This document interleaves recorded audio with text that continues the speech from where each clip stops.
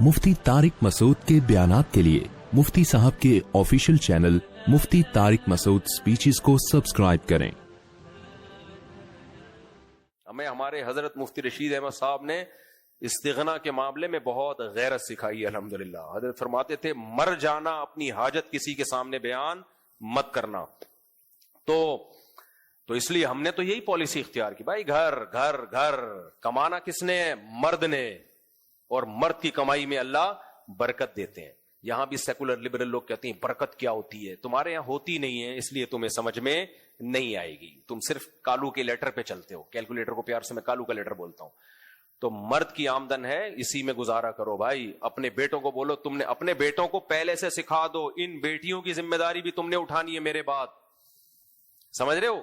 बचपन से ही अपने बेटों को अपनी बेटियों पे खर्च करना सिखाओ, बचपन से सिखाओ कि तुमने इनके लिए तोहफे भी लाके देने हैं, इनके लिए। अब तूने कमा लिया ना, तेरी तनख्वाह आ रही, ईद के कपड़े तू अपनी बहनों के बना के देगा। तो मर्द कमाता हुआ अच्छा लगता है, खिलाता हुआ, औरत खाती हुई अच्छी लगती है।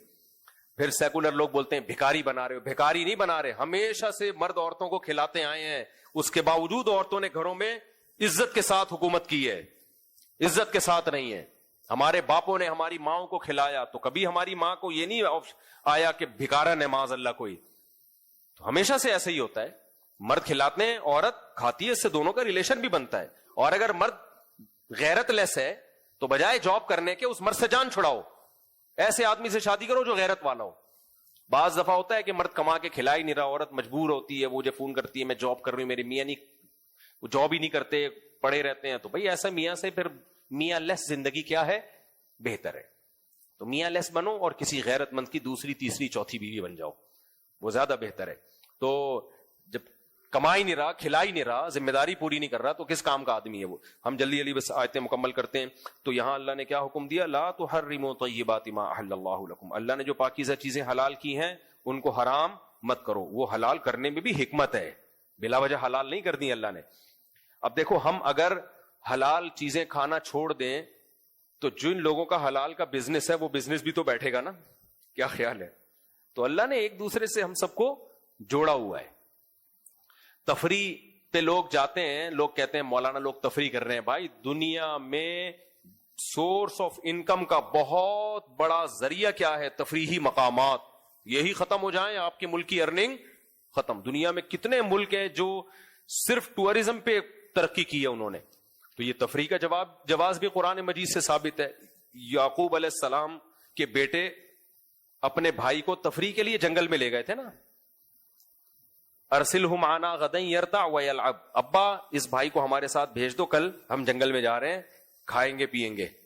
तो जंगल में जाना सूरह यूसुफ से साबित हो गया कि नहीं हो गया? तो मैं जंगल में गया था, तो इस पे एतराज का हक नहीं बनता। आगे चलो, आगे कुरान मजीद कहता है, फिर वही मसीही बरादरी से खिताब है कि अल्लाह ताला फरमाते हैं कि ईसा अलैहिस्सलातु वस्सलाम को अल्लाह ने मोजज़े दिए थे।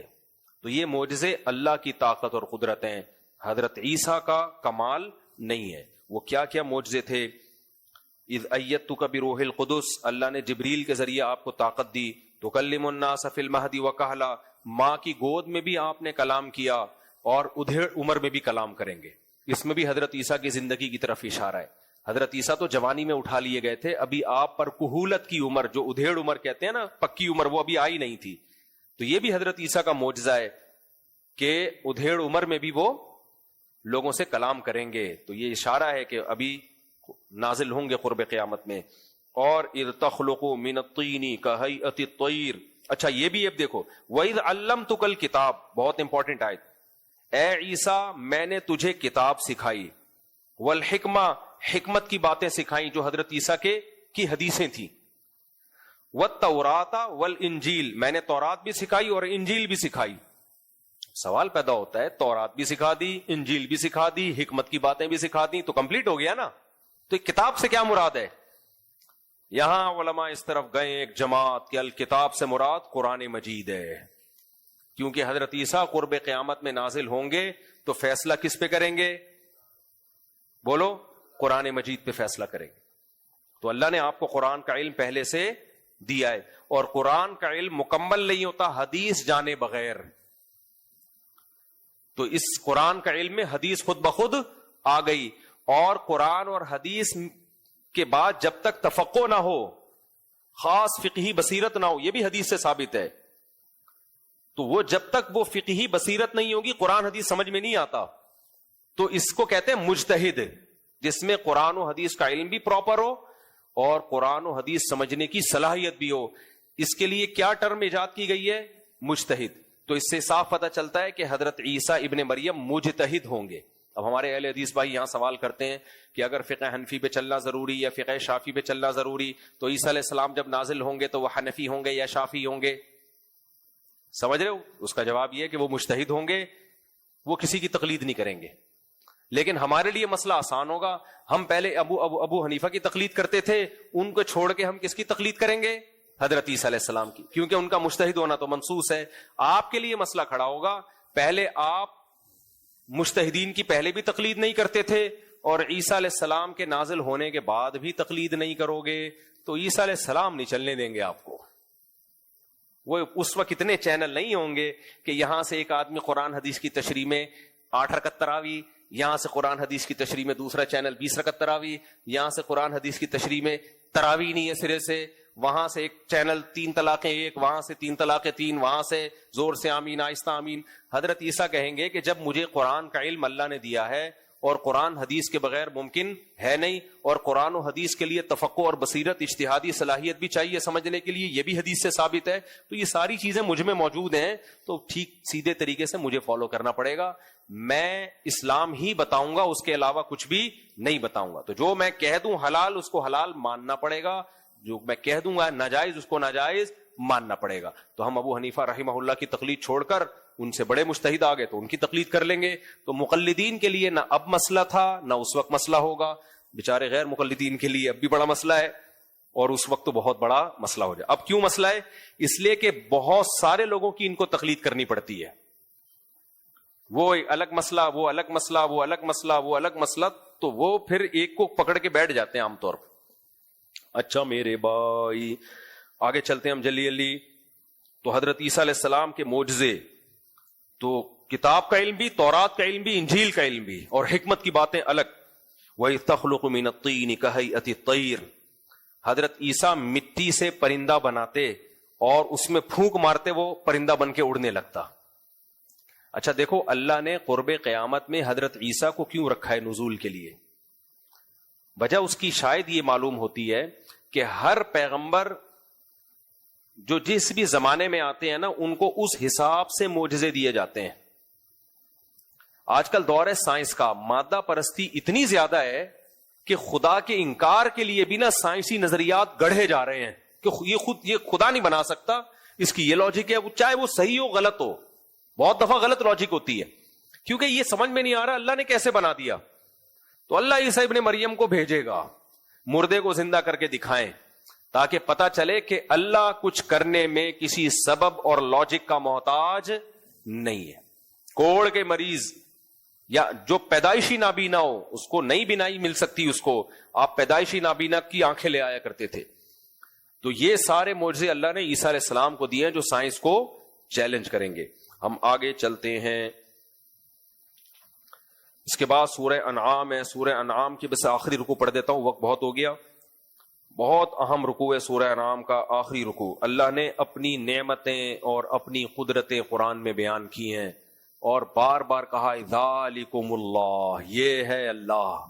جو کہتے ہیں نا اللہ کہاں ہے, اللہ ہمیں نظر نہیں آتا, اللہ کہتے ہیں یہ راہ تمہارے سامنے, یہ کام اللہ کے بغیر ہو نہیں سکتے. وہ کیا قدرتیں اللہ تعالیٰ کی؟ فرمایا ان اللہ فالق الحب والنوا, دانے اور گھٹلی کو پھاڑنے والا. سائنسدان کہتے ہیں ایوالو ہوئی ہے یہ گھٹلی بھی. کیا کہتے ہیں آج کل ہمارے مسلمان ڈاکٹر بھی یہی باتیں کر رہے ہیں, ہلدی ایوالو ہو کے اس نے اپنے آپ کو اتنا بینیفیشل بنا دیا ہے. سمجھ رہے ہو؟ یہ جو خربوزہ ہے نا, خربوزے کا لفظ کتنا اچھا ہے, یہ ایوالو ہو کے ایسا خربوزہ بنا ہے. تربوز گرمیوں میں کتنا مزے کا ہوتا ہے. یہ ایوالو ہوا ہے, یعنی ایوالو ہو کے یہاں تک آ گیا کمبخت کہ اس کے اندر بیج پیدا ہو گئے, اس بیج میں سافٹ ویئر بھی انسٹال ہو گئے. وہ بیج جب آپ زمین میں ڈالو گے تو اس سے دوبارہ ویسے ہی خربوزے کی اور تربوز کی بیل پیدا ہو جائے گی. ہر بیل کے اندر وہی بیج ہوں گے, پھر ان بیجوں کو دوبارہ ڈالو گے, وہی پروسیس. یہ بیج کے اندر ایسے سافٹ ویئر انسٹال ہو جانا یہ ایوالو ہونے کا نتیجہ نہیں ہے. یہ کوئی ماہر ہے انجینئر جس نے یہ سافٹ ویئر انسٹال کیے ہیں. یہ بہت پیچیدہ سافٹ ویئر ہے, یہ ہلکے نہیں ہے کہ لا آف چانس کے تحت کروڑوں سال میں خود بخود ڈیولپ ہو جائیں گے. یہ نہیں ہو سکتا. اور زندہ سافٹ ویئر, یخرج الحی من المیت ومخرج المیت من الحی. اللہ کہتے ہیں اس بے جان سے حیات کو پیدا کر دیتا ہوں میں, زندگی کو. زندگی کو اب تک ڈاکٹر ایکسپلین نہیں کر پائے ہیں کہ زندگی نام کس چیز کا ہے, اور اس زندگی کو کہہ رہے ہیں کہ یہ آٹومیٹیکلی خود بخود بن گئی. تو اس لیے اللہ نے فرمایا ان لوگوں کی کم بختوں کی باتوں میں مت آنا. ان اللہ فالق الحب والنوا, دانے اور گھٹلی کو پھاڑنے والا.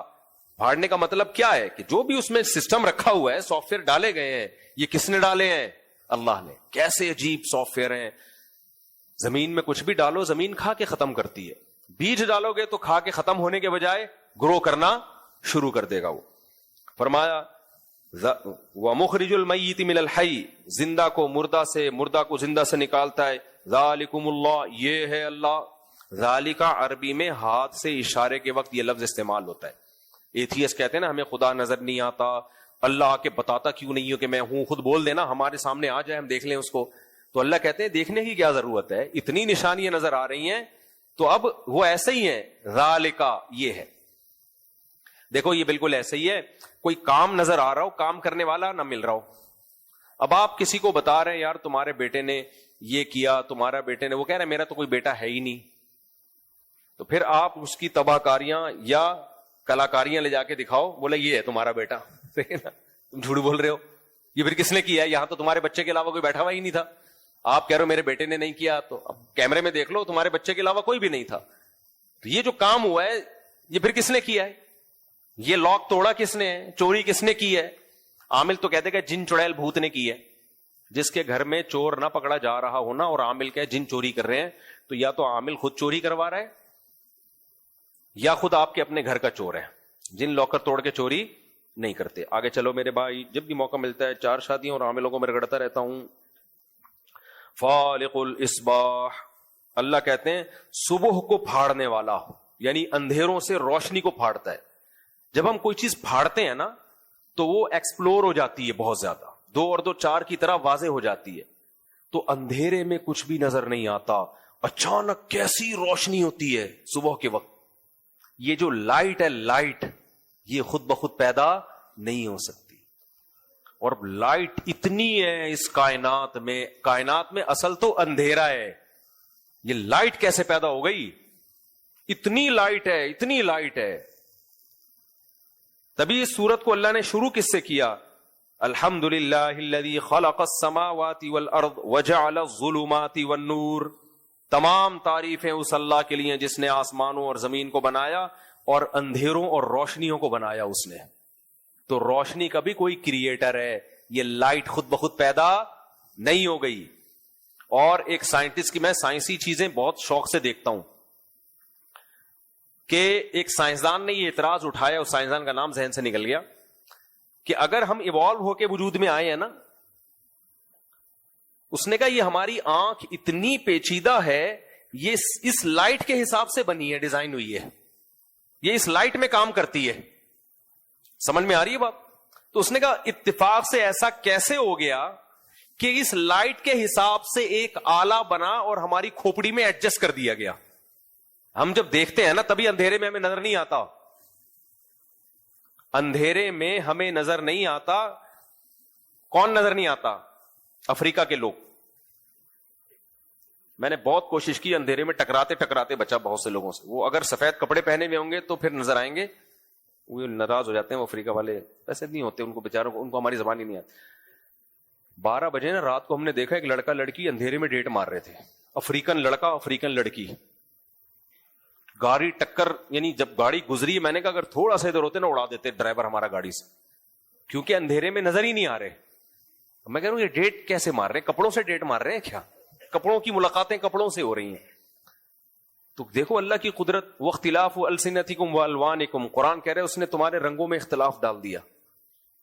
کوئی ایسے گورے سفید کے سن لائٹ میں نظر نہیں آتے, وہ اتنے چمکتے ہوئے ہوتے ہیں, کچھ ایسے بلیک بالکل اندھیرے میں نظر ہی نہیں آ رہے. تو عجیب عجیب زبانیں کتنی مختلف. خیر, تو اللہ نے روشنی کو پیدا کیا. تو ہماری جو آنکھ ہے نا, یہ ایک ایسا انسٹرومنٹ ہے جو اس روشنی میں دیکھنے کی صلاحیت رکھتی ہے. تو اس سے پتا چلا کہ بنانے والے کو پتا تھا کہ اس مخلوق کو دیکھنے کے لیے سن لائٹ کا سہارا لینا پڑے گا, تو اس لائٹ کے لحاظ سے اس کے اندر کیمرے فٹ کرو. یہ روشنی کی لہریں ٹکراتی ہیں ہماری آنکھوں سے, پھر وہ کنورٹ ہوتی ہیں دوسری لہروں میں, پھر جا کے تصویر بنتی ہے. تبھی ہر جاندار کو دیکھنے کے لیے, محسوس کرنے کے لیے آنکھ نہیں چاہیے. بہت سے جانور ایسے ہیں جو اندھیرے میں زیادہ دیکھتے ہیں, ان کی آنکھ کی ڈیزائننگ, ان میں الگ طرح کے سافٹ ویئر ڈلے ہوئے ہیں. تو بڑا عجیب نظام ہے میرے بھائی. اس سے پتا چلتا ہے یہ پوری کائنات میں ایک ایڈجسٹمنٹ نظر آئے گی آپ کو, ایک مینجمنٹ نظر آئے گی. یہ خود بخود نہیں ہو سکتا. تو اللہ نے فرمایا فالق الاصباح وجعل الليل سکنا والشمس والقمر حسبانا. یہ ایک اور دلیل, رات کو اس نے اندھیرا بنایا, سکون کی چیز, اور سورج اور چاند یعنی ان سیاروں کو ایک حساب سے چلایا اس نے. یہ آٹومیٹیکلی اتفاق سے ہوتا تو اتنے حساب سے, اتنی خوبصورت کیلکولیشن سے نہیں چل رہے ہوتے. کیا کیلکولیشن ہے, 1 جنوری کو سورج اتنے بج کے اتنے منٹ پہ طلوع ہوگا, اگلے سال بھی 1 جنوری کو اتنے بج کے اتنے منٹ پہ ہی طلوع ہوگا. اتنا تو میرے بھائی جاپان کے سائنسدان ٹائم پہ آفس نہیں جاتے.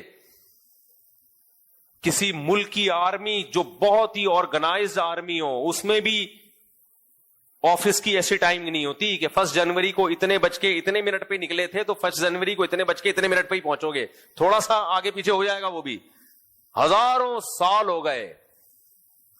اور اس میں 4 سال کے بعد فرق پڑتا ہے, لیکن وہ فرق جو پڑ رہا ہے وہ ہماری گھڑی کی وجہ سے پڑ رہا ہے. یعنی ہم نے تو, یعنی یہ فرق ہم محسوس نہیں کر سکتے نا. تبھی سائنسدان پھر کیا کرتے ہیں, 4 سال کے بعد 1 دن بڑھا دیتے ہیں, اور پھر 400 سال کے بعد کچھ اور کچھ کرتے ہیں آگے پیچھے اس سیٹ اپ کو. لیکن کیسی ایکوریسی ہے بھائی اس میں کہ